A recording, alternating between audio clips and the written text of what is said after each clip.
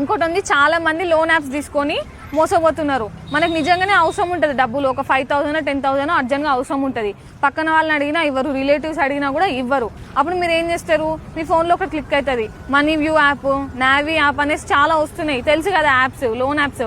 ఏమనుకుంటారు, ఆ పక్కన వాళ్ళని ఏంది బతిమాలేది, ఈ యాప్ ఇన్స్టాల్ చేసుకుంటే వితిన్ 5 minutesలో డబ్బులు వచ్చేస్తాయి, మళ్ళీ రిటర్న్ కట్టేసుకుంటాయి అని మీరు అనుకుంటారు.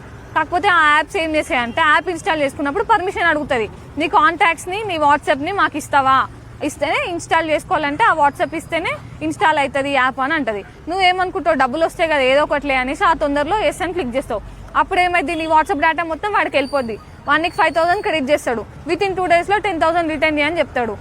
10,000 రిటర్న్ చేయి, లేకపోతే నీ వాట్సాప్ డేటా మొత్తం నా దగ్గర ఉంది, ఇగో ఇతను నీకు పిన్ని అవుతుంది కదా, ఈమె నీకు బాబాయ్ అవుతాడు కదా, నువ్వు డబ్బులు తీసుకున్న విషయం ఈమెకు చెప్పి నువ్వు ఆ కేసులో ఇన్వాల్వ్ అయినా అని చెప్పి ఈమెకు చెప్తా, నువ్వు డబ్బులు ఇవ్వకపోతే అని బ్లాక్మెయిల్ చేస్తారు. నువ్వు ఫస్ట్ ఏమనుకుంటావు, అరే వీళ్ళకి తెలిసి నా పరువు పోతుంది కదా అని చెప్పి వాడు అడిగిన 10,000 ఇచ్చేస్తావు.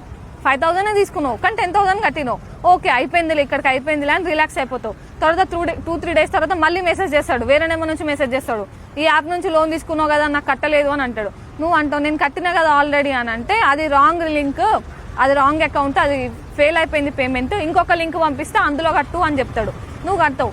అట్లనే వాడు ఏం చేస్తాడు, డౌన్లోడ్ షేర్ చాట్.